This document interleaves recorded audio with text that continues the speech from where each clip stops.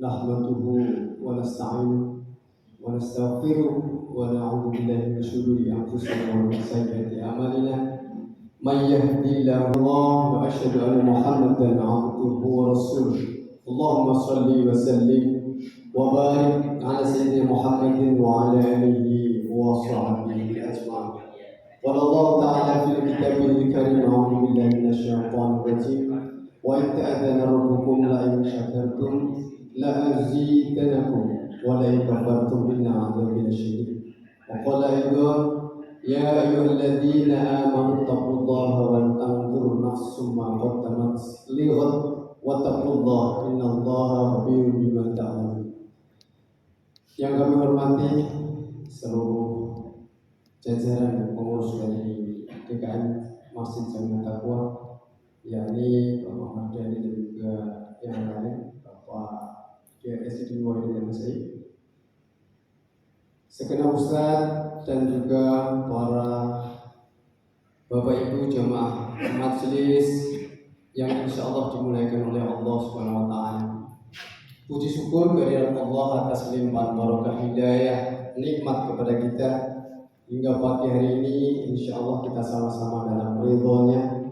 Terbukti kita bisa bangun pagi dengan sehat, meniatkan puasa, makan sahur, dan insya Allah dilanjutkan dengan jamaah sholat subuh berjamaah di awal waktu di masjid.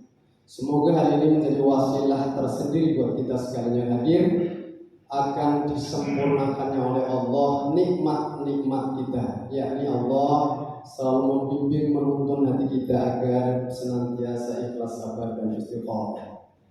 Salawat dan salam semoga senantiasa tercurah terlimpah dari junjungan kita Kanjeng Nabi Muhammad sallallahu alaihi wasallam beserta keluarganya, para sahabat dan juga insya Allah kita yang senantiasa istiqomah.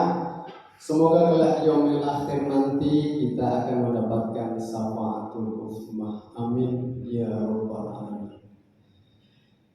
Bagian awal dari apa yang akan kami sampaikan patut sekali, bahkan sebuah kewajiban ketika kita bersyukur kita bisa hadir di majelis subuh ini, karena berapa banyak saudara kita yang saat ini sedang berjuang untuk memulihkan kesehatannya, berjuang untuk dalam posisi teman-teman kita, saudara kita yang ada di bencana, berjuang dengan ingin mensetarakan sebagai manusia merdeka sahabat-sahabat kita di Palestina. Semoga dengan mengingat mereka, hati kita akan semakin lembut dan bisa memposisikan bahwa nikmat Allah yang tiada terkira ini patut dan harus kita syukuri. Sebab kalau kita tidak mensyukuri hal-hal yang kecil, sebenarnya ini terlalu besar, nikmat sehat dan waktu luang, tetapi kadang dilenakan atau terlena kita dengan itu semua. Dan hal ini sebagaimana ungkapan dari beberapa orang bahwa ketika kita tidak mampu mensyukuri hal-hal yang kecil, sepertinya susah kita mensyukuri hal-hal yang lebih besar. Bapak Ibu yang kami hormati, di hari ini kita sudah masuk pada hari yang ke berapa? 13. 12 atau 13? Nah, Bisa 12 ya 13. pokoknya kosong ya. Nggak hitungan yang pasti yang lebaran. Semuanya insya Allah itu jadinya baru. Ya. Ada yang 13, ada yang 14. Nggak apa-apa. Yang penting ya tergantung dari hal-hal yang diganggu. Baik. Sebuah ungkapan yakni Ramadan Mubarak sudah sering bahkan familiar semua di telinga kita. Pertanyaannya kadang diri saya, seberapa besar barokah itu sampai di hari yang ke sekian ini kita sudah mendapatkan. Ada dua sebab, kita datangkan atau kita yang mendapatkan. Artinya kita meraih keberkahan itu atau keberkahan itu yang datang menuju ke kita. Ini. Kalau dilihat dari sisi aktivitas, mungkin ya di awal-awal Ramadan berkahnya jamaah ada giroh tersendiri sehingga di mana-mana penuh dengan berbagai niat. Nggak enak dong sama tetangga, masuk ini nggak ikut ini. Yang ini yang patut kita luruskan. Kemudian, maksudnya dalam istilahnya Pak Ustadz Abdullah Sofyan, barangkali ziyadatul ibadah atau meningkatnya ibadah kita. Meningkatnya ibadah kita seberapa tingkat naiknya peribadatan kita, baik dari sisi kuantitas maupun kualitas. Hakikatnya adalah segitu. Nah, karena di tahun ini, di tahun Ramadan saat ini, yang kebetulan alhamdulillah kita bisa sampai, karena dari 3 bulan bahkan sekian bulan yang lalu kita senantiasa berdoa, ya Allah berkahilah hujan dan lain sebagainya, serta sampaikan kepada kita bulan Ramadan. Salah satu yang sangat mengejutkan, orang yang memimpin doa ketika di panggung kemuning itu Bapak Kiai Haji Abdullah Karim memimpin doa. Salah satunya adalah Allahumma barik lana fi Sya'ban wa balighna Ramadan. Pada hari Seninnya, setelah malam Senin beliau itu sholat hajat dan sebagainya, antara duha dan zuhur beliau sudah berpulang. Artinya segala sesuatu, segala kemungkinan itu bisa terjadi. Nah, pernahkah terbesit dalam diri kita kalau Ramadan ini adalah Ramadan terakhir buat diri kita? Karena sesuatu yang pasti Allah SWT berpesan kepada Rasulullah, yakni innaka mayyitun wa innahum mayyitun. Sesungguhnya kaum Muhammad akan mati dan semuanya akan mati. Dan itu pasti, hanya masalah waktu. Bisa saya duluan, Bapak Ibu belakangan, atau sebaliknya bisa. Tetapi yang pasti, kalau seandainya benar-benar terjadi, apa keberkahan apa lagi yang harus kita maksimalkan di bulan Ramadan?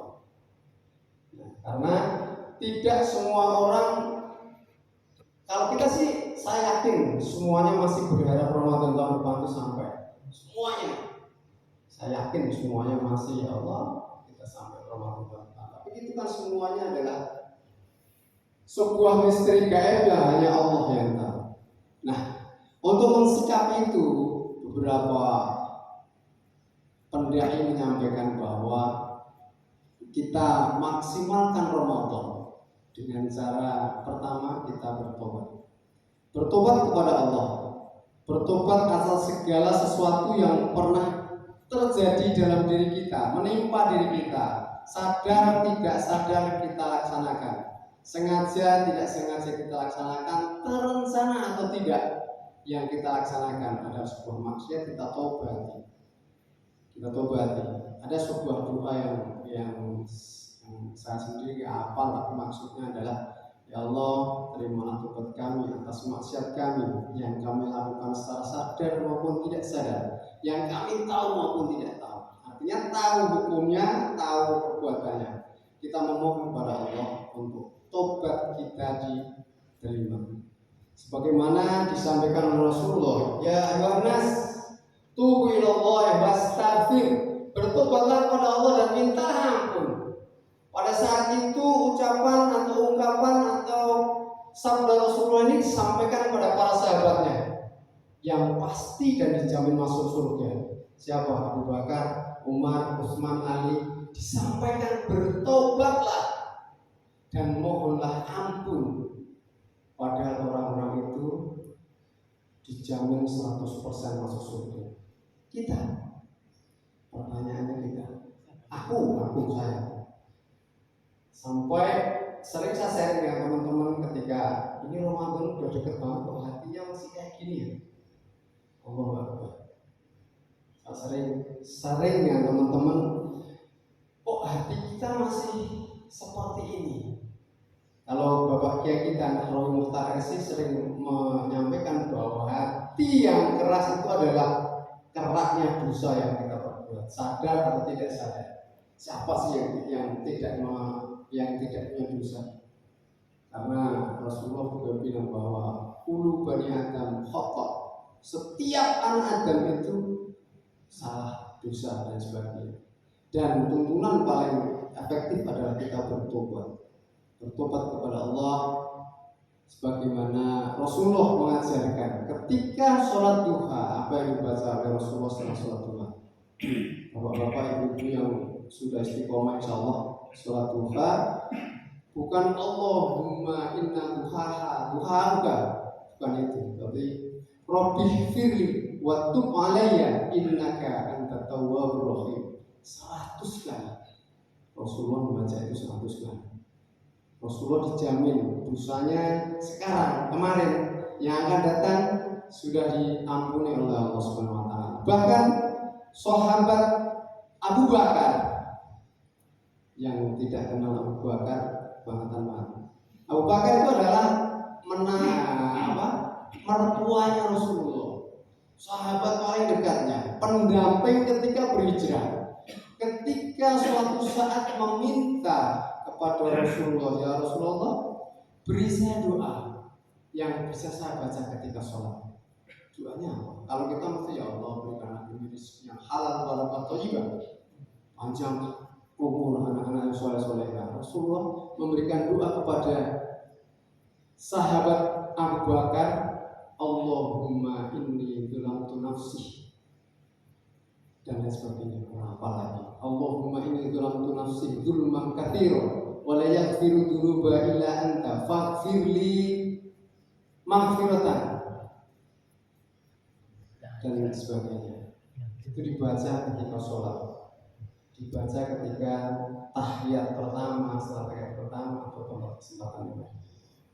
Yang pertama kita bertobat atas segala yang pernah terjadi pada diri kita. Yang kedua, para pendai atau guru-guru kita menyampaikan bahwa untuk memaksimalkan Ramadan ini kita belajar selalu mereview lagi, bahkan sebuah atar atau riwayat beberapa bulan atau sekian bulan sebelum Ramadan, para salafus saleh itu atau orang-orang guru-guru kita itu membuka kitab-kitab tentang fikih Ramadan. Jadi luar biasa sekali jika beberapa tahun yang lalu di KMC ini menyelenggarakan bahwa kajian pra Ramadan itu luar biasa sekali. Semuanya tahu teori puasa itu A, B, C, tetapi akan lebih terkuatkan lagi ketika di awal atau sebelum Ramadan, beberapa hari Ramadan itu dikaji ulang. Insya Allah akan lebih memantapkan dalam diri kita. Kemudian dengan belajar atau mencari ilmu, ngaji dan sebagainya, kita akan mendapatkan bisa meluruskan niat kita. Sebagaimana disampaikan oleh Bapak Nur tadi, man shoma Ramadan iman wa ihtisaban ghufira lahu ma taqaddama min dhanbi. Barang siapa yang puasa pada bulan Ramadan dengan niat iman dan mengharap pahala, insyaallah diampuni dosanya. Sekali lagi, niat yang lurus lagi. Kita minta kepada Allah untuk dibimbing hati kita bisa meluruskan niat, sebagaimana Ummu Salamah ketika ditanya oleh sahabat, bertanya, doa apa yang sering dibaca oleh Rasulullah ketika di rumah? Ya muqallibal qulub, tsabbit qalbi 'ala dinik. Ya Allah yang membolak-balikkan hati, teguhkanlah pada hati kami. Dan keteguhan itu salah satunya adalah niat yang lurus. Kembali lagi, niat yang lurus, karena tidak sedikit orang yang berpuasa dengan lapar dan lain sebagainya disindir oleh Rasulullah juga bahwa berapa banyak orang yang berpuasa tapi hanya mendapatkan lapar dan haus. Kenapa? Karena niatnya beda. Mungkin kalau ada beberapa atau orang-orang gak enak dong dengan keluarga, gak enak dengan teman-teman kantor, gak enak dengan gengnya, nongkrongannya, puasa kita nggak puasa.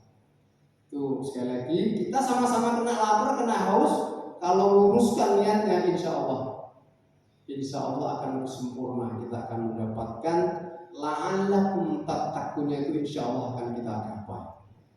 Kemudian dengan belajar juga, dengan mencari ilmu juga, kita akan tahu fadilah-fadilah. Di Ramadan itu adalah salah satu label yang ditetapkan oleh Ramadan itu adalah bulannya Al-Quran, bulannya orang-orang baca Al-Quran. Setiap orang pasti punya target. Tahun kemarin saya satu targetnya 32 juz. satu hari khatam. Tahun ini Lebih 2. paling tidak kita niatkan, masih ada waktu. Niat terbaik itu adalah niat yang akan dicatat oleh Allah Subhanahu wa taala. Kalau toh belum sampai saatnya kita melaksanakan, kita udah game duluan, niat itu sudah dicatat. Dan saat kita dihisab, hitung-hitungannya itu zarah kecil, niat pun dicatat, niat pun dia akan dimunculkan sebagai pemberat timbangan kita pada saat di mizan. Diluruskan niat kembali dan kita belajar untuk memberikan motivasi pada diri kita adalah fadilah dari apa yang kita laksanakan. Mungkin kita membaca Al-Quran, fadilahnya apa? Ya Allah.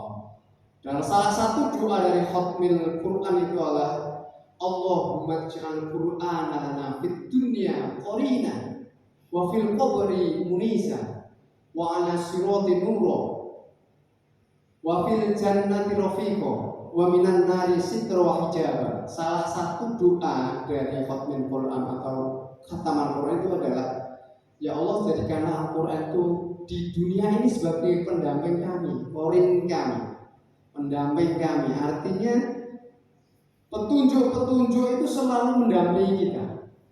Kemudian ketika dikubur sebagai hiburan, penghibur kami.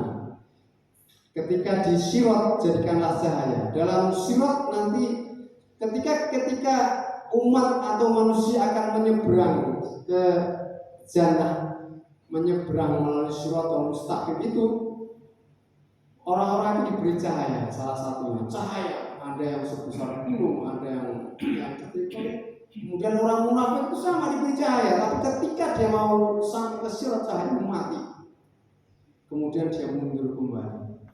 Dan kita yang masih punya iman, dengan tetap kokoh, insya Allah cahaya kita tetap ada sampai ke segera, sampai ke surga. Amin ya rabbal alamin. Kemudian fadilah-fadilah itu perlu kita tetapkan untuk memperkuat niat kita, motivasi. Untuk memberikan motivasi tersendiri dalam diri kita.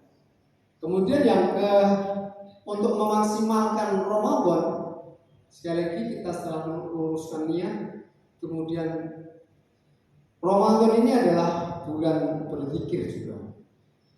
Perbanyaklah berzikir, apapun jenis zikirnya, bisa subhanallah, alhamdulillah dan sebagainya. Perbanyak itu. Jangan beri peluang sebuah kesia-siaan waktu.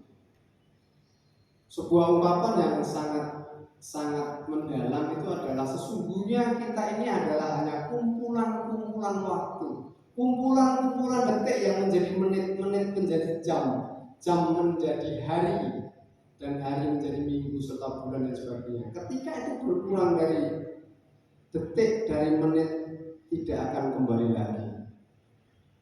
Kemudian seandainya ini Ramadan terakhir bagi kita selalu berdoa semoga ini adalah Ramadan yang terbaik yang pernah kita laksanakan. Dan sebelum itu sampai, kita berusaha untuk menyelesaikan urusan-urusan kita yang bersifat dunia. Artinya yang berkaitan dengan anak Adam. Pak Ustadz terus sering menyampaikan kepada teman-teman Ahad pagi, Sabtu pagi, sesuatu yang berkaitan dengan anak Adam sampaikan tidak akan selesai sebelum ada semacam ijab kabul dari anak Adam sendiri. Saya pernah menghibah para mahasiswa misalnya, saya mohon maaf pernah ngomongin dan sebagainya.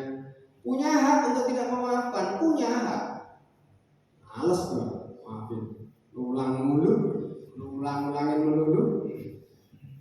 Punya hak untuk tidak memaafkan, tapi memaafkan jauh akan lebih baik. Tergantung itu pilihan. Lagi itu pilihan. Nah, kemudian setelah kita bertobat, meluruskan niat dengan belajar dan sebagainya, kita banyak berpikir menyelesaikan urusan kita yang bersifat dengan anak Adam, khususnya yang berkaitan dengan janji-janji atau hitung-hitungan utang-piutang yang mungkin tidak akan selesai tidak akan selesai tanpa adanya ijab kabul atau pembicaraan langsung, dan itu akan selalu terbawa sampai di hisab dan mizan.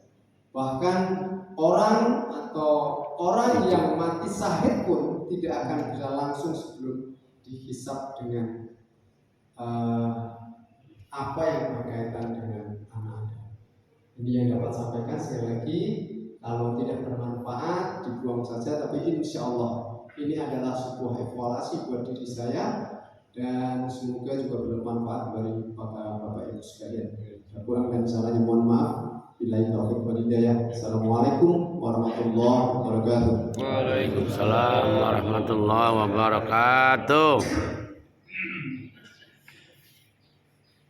Demikian tadi tausiah dari Al-Karom Bapak Ustadz Rianto yang kalau kita tarik benang merahnya yakni tentang keberkahan hidup, yakni ziyadatul khair, dan apa yang telah kita kerjakan, kebaikan yang kita kerjakan pada hari ini, pada hari-hari sebelumnya, mudah-mudahan keberkahan hidup selalu mengikuti kita, dan kedepannya mudah-mudahan kita selalu diberikan bimbingan oleh Allah Subhanahu wa Ta'ala untuk selalu melaksanakan yang lebih baik dan selalu ke arah kebaikan.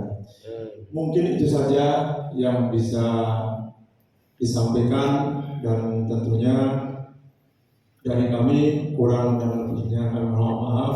Sebelumnya marilah taklim atau zikir pada pagi hari ini kita tutup bersama dengan bacaan alhamdulillah.